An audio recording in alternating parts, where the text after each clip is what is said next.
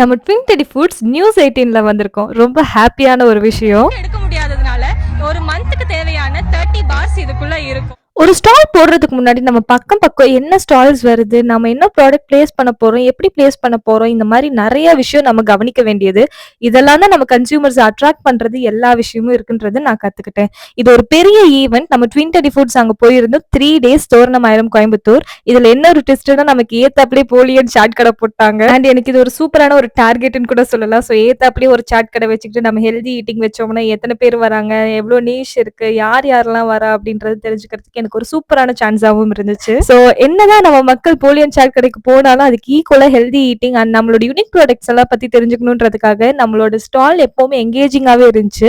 And நம்ம கான்வர்சேஷனும் ரொம்ப எங்கேஜிங்கா வச்சிருந்தோம். நம்மள்ட்ட இருந்து நிறைய பேர் வாங்கிட்டு போனாங்க. ஸோ சேல்ஸுமே ரொம்ப சூப்பரா இருந்துச்சு. ஆஃப்லைன் சேல்ஸ் எப்படின்றது ரொம்பவே நல்லாவே தெரிஞ்சுக்கிட்டோம். All online CEOs and founders கண்டிப்பா நீங்க ஒரு ஆஃப்லைன் எக்ஸ்பீரியன்ஸ் பண்ணி பார்க்கணும். அப்பதான் உங்க பிராண்டை பத்தி நீங்களே நிறைய தெரிஞ்சுக்க முடியும்.